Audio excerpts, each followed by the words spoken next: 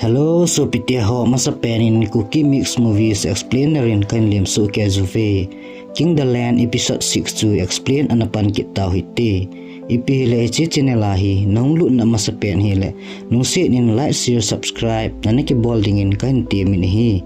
Episode 6 sung kipat panahin. Gowanin zong gulpa Mr. No Komachun. Sarang hu doa katsi dingihin. Helicopter hin sutuin atile. Mr. Nuin helicopter ken bon ki tol thei lova tol thei ta ba zong leng miss wan phal na beya helicopter hu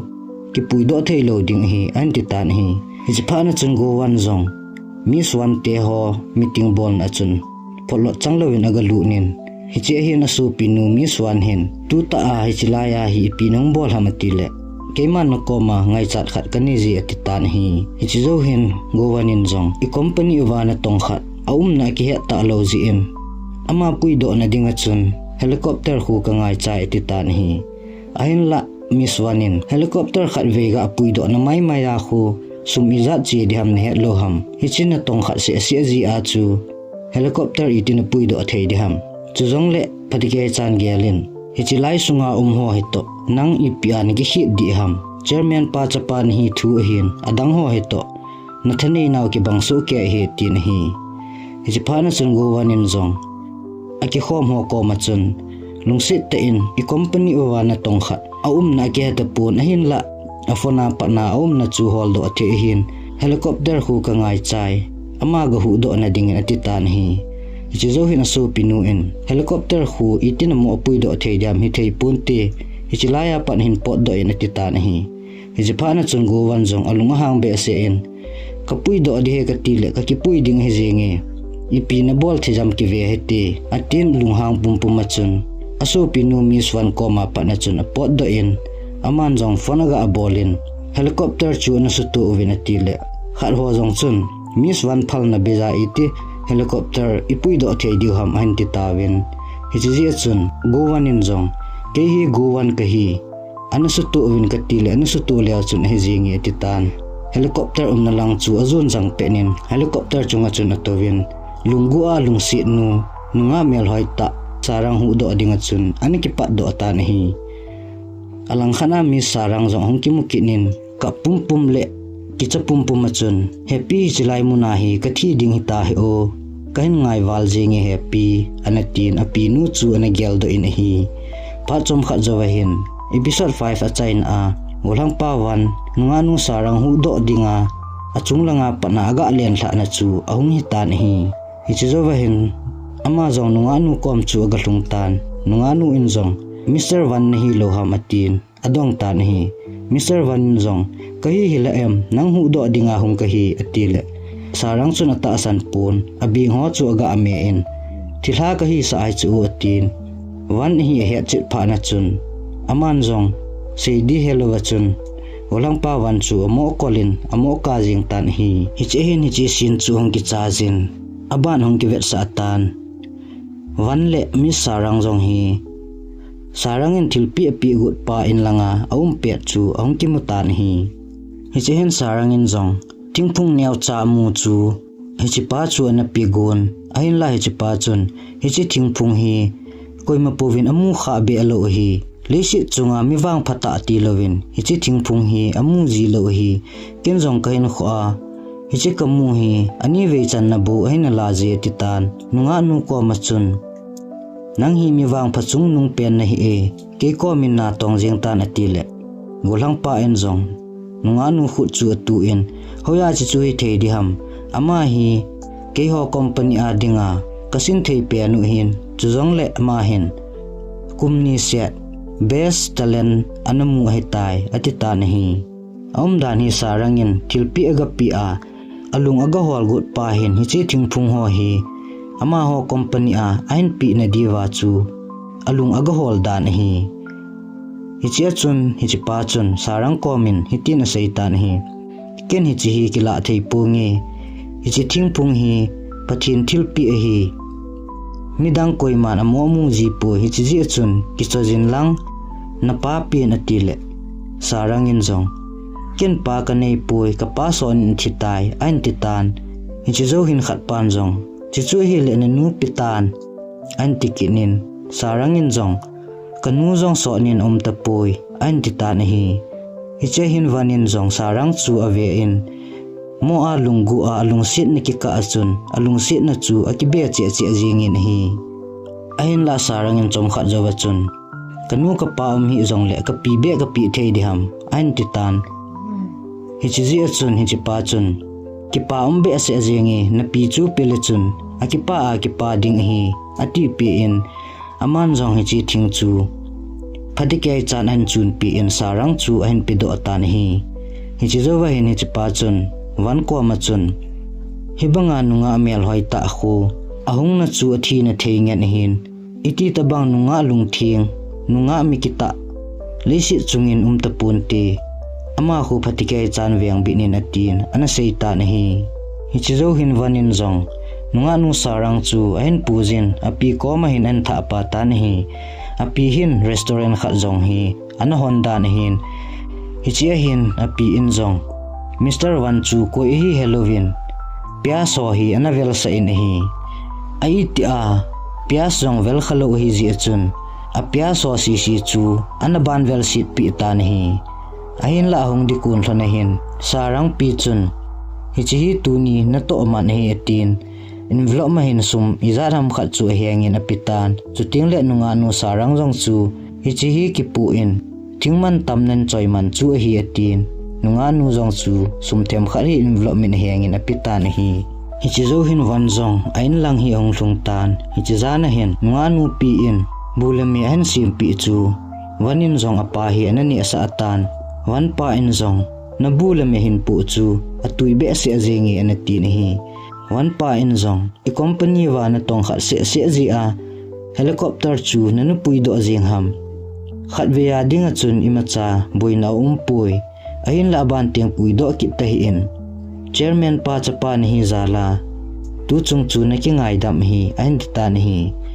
chi pa na hin wanin zong pa ko ma chun he pa nangin nain khu a mi khat se he zong le ahin khu na hu do pi kha em mi khat hin khu ga hu do ki ti hi thil bai he pui thil ha sa ta hi ane titan hi che hi na pa in zong hi ngi na sei chu na sei khai na thil pa bol hi thil ha sa ta hi mi khat hin khu ga hu do ki ti hi thil nu mai pui na bol phal he e atin achapa chu na pa chan ahin la lung thima wang chun aki pa lo danin omin wan ko ma chun aban ki teng le bulame hi ti tabang hi hin pokin in lang einin ne khom na ti anatin achapa wan ko ma pana chun anapo do tan hi mi sarang le Mr. Wan jong hi lunggu hin hong kilung si hlon tan ahin la akilung si na hlon chu wanin jong nunga anu sarang ko ma chun a sei do pun chuting le sarangin jong gulang pa wan ko ma chun a sei do pun hi chi zo hin khat ve hi nunga mel hoi ta yuri ki ti khat hin birthday party anamangin hichini kho hin Mr. Wanin jong yuri ding a chun tilpi khat hi na chojin hi hichini kho hin king the lena manager nu hin mi sarang hi akithu pi divin anaki kovin hi Mr. Wan le Mr. Nu jong yuri birthday party achun aga lu hlon tan yuri in jong Mr. Wan chu hen mu in upa atin Mr. Wan chu hen delin akol jing tan hi hiti a yuri in wan akol hi mi sarang hin ain mukit tan alung thima ki pana josi chu numei lung hlom dinga chun khat vejin amang hil jing in hi mona kinep lel na ki ka achun yuri in jong wan ko ma chun eni ki chen na ding hin ipate ni akeu tu hlon tai ain titan hiti a yurin thu ase jong hi nunga nu sarang hin ana zakha kinin sarang ding awang hin kinep na him chu om ta pu na hi ahin la wanin wang yuri ko ma chun hitin ase kinin nalung sit pa ko ma chun ki pa la thanom tain umin nangla nang ki hlem chawai hi an an titan hi che pha na chun yuri in jong kilung sit pi ki ngai pi na ne hi a hele lungthiang selin nei sei pi in ken jong kilung sit pi ki ngai pi kan nei teng le nang ko ma lungthiang sela khong sei masat pen ding hi anati ni hi hiti chun hi chilaya pa na hin mi sarang jong lung na ta chun arum lang chu na ki zut ta na hi arum hlun na hin agul nu khat nu hin nunga mel hoi sarang mai su chu vet le akipa lo dan chu ain hetan hi chi ji chun chi ni hla hin ma hon jong don thei thei chu an donovin speaker hin la an hla vin hong lam ta vin pha chom kha zo wahin kot bel chu hong ki me in agul nu khat nu hin kania the order chu hunglungai tan ti atin agala tan hi aban kinahin kot bel hong ki me kinin agul nu khat nu jong hin ke order jong lung te tin agala kit tan athum chan na hin kot bel hong ki me kinin nunga nu sarang jong chun ke thil order jong hunglungai tan te tin alam to thu achun kot chu aga hong tan hi le alung gelo lambe achun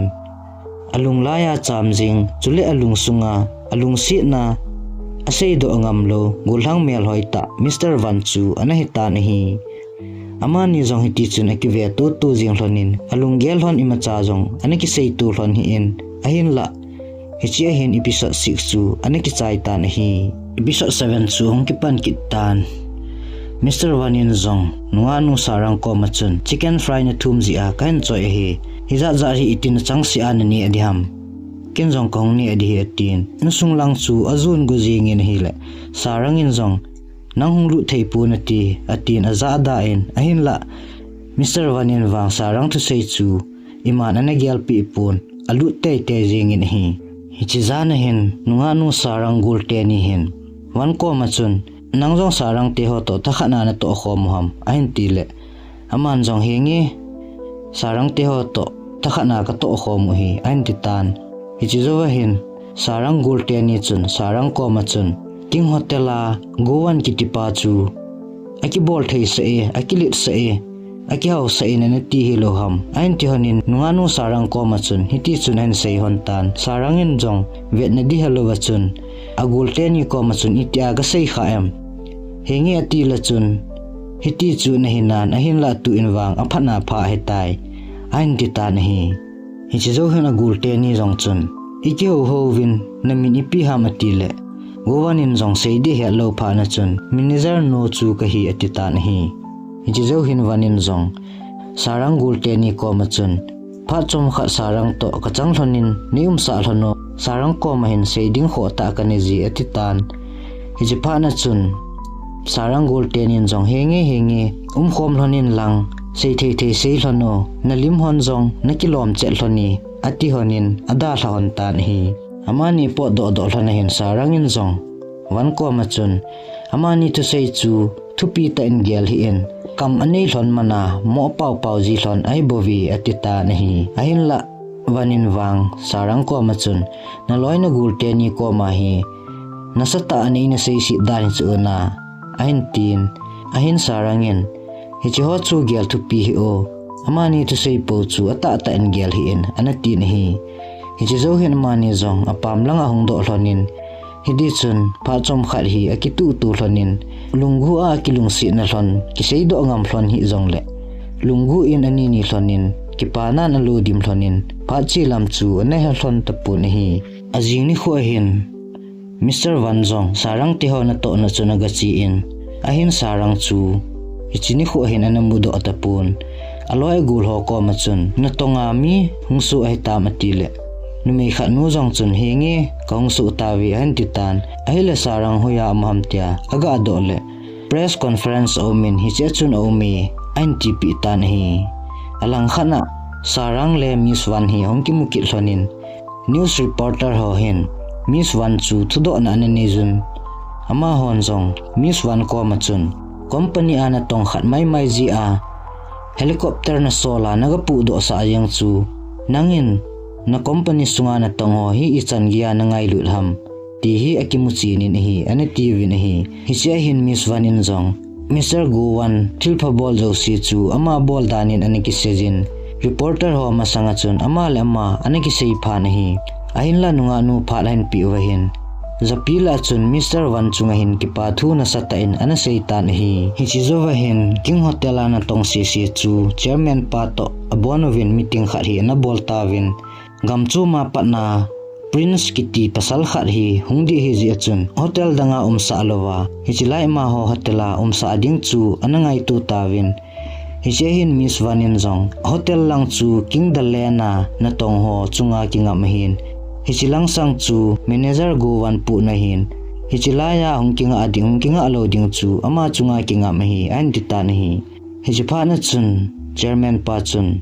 achapa wan ko ma chun ama huna dinga chu nikigo heta matile Mr. Vanin Jong kakigo nai hi ain tin hichipa na chuna pa in iti chan chana nikigo lo lai ham hichilai hotela aung thun lo wa hile nasata imin si diu hin hichiji chun na bol thailo dinga hile Miss Wan hi pido jingin an ditan ahin la Gowanin wang kin bol thaina nge e ho hotela hung thau thau ding hi an ditan hi hichizo hin Gowanin Jong Prince Chu anafanin nong teng le ke ho hotela nong kinga ading hi atile Prince in Jong Gowan ko machun chichu hi le kasai sei na nup ding hinam an ditan hi Gowanin Jong hengi kanup ding hi na sei nu ming kating bol dia na sei zo si ka bol pi jing ding hi anatin hi hiti chun Prince Jong ama ho tela ding chun hong tan hichini khu hin nunga mel hoita sarang lam kai na hin analam tu un hi Prince in Jong sarang mu hin ain dei chapai tan hichini khu hin Prince in Jong sarang ko machun hibanga mel hoila nu hi ole pathin sim khil ni ngap ham lungsi nin keito anne khom hiti an dita hi sarang jong chu hi chilaya na tong hi ji chun ada theipun hiti chun amani jong anne dinga chun to khom hlon ta hi hichi hin Prince in sarang ko machun namai su dan hi buina na nei ham atile sarang in jong buina imacha ka nei pui kana to na a keima ma hiti a kaloi ka gul masanga numta ka towa kaga ani hi za cha na le ki phatlam nan elu dim zo e atitan hichpana chun Prince in chichu hi le loina gul si sol do ta ti tin hiti an sei phana chun sarang loila gul ho si chu gu thim chan hichi hotel sung chu da hlan apot do ta win hi hiche hin Prince in Jong sarang ko ma chun hotel zo si hi kabu hai tai na num na uma nagi num na nagi thi hi atin sarang ko ma chun sei tan hi hichi zo hin ni khat hi nunga mel hoita sarang hin Prince hi ama ho hotel vel dunga chun pui le in hiti chun vet thei chu na vet pi tan hichini kho hin Prince in Jong Korean te kitchen dan chu ain mudo tan ama jong athang hong si le in nunga nu sarang ko ma chun eini jong hiti tabang khon ki chiang hiti atile sarang jong hong king do nin bol thui thau thowa ata jong hidi lowa hichi khon kitchen na ho chu khatwe bol khom hiti keito atita nahi hichi thu hi Mr. Van aza ahin hichi chu hi thailo ding hi atile Prince in Jong ikitep na chu na hai mil hitam kalunggel jo se ni su bulit pi ding hi lo ham ipidinga chi chu na za da ham ain tin hong lung hang thim ta nahi Gowanin Jong hichi chu hi dinga hele ikitep na le kha sui ka kai nahi ka botel ding hi tai ain tin ahin hichi ahin nunganu sarangin botel hi in bol thu bo hin ata la hi di puntin kanumi bol thu a ki chen chu kho ka sapui ain dita nahi nunganu sarang ding hin Jong a asal hen aji chu ma hin Prince lunggel ai lo le thu se ho hi a bol pi lo wa hi le lunghang ta a ki le ding ai lo le a hotel hi min si thi ji a chu nunga mel hoi ta sarang hin asei sei chu ngai ding le bol dinga anaki gu hi tai heti chun nunga nu Jong hong ki gu ngin hi le hichilai mu na mi ki chen sa ji pa chun tu in mo nu hin pui ta win ain tin nunga mel hoi ta sarang chu mo won in an won pi win ain pui ta win ain la sarang wang chu amai su chu ki pa na him pu ne hi aji chu bol thu hi Jong le hiti aga abola ki phal jing chu agel le ama lama Jong anaki dei pu ne hi phachom kha jovin mo pa chu hin pui ta win ain tikitan hichi chun mo ding pa Jong chu hen pui ta win hiti nunga nu sarangin Jong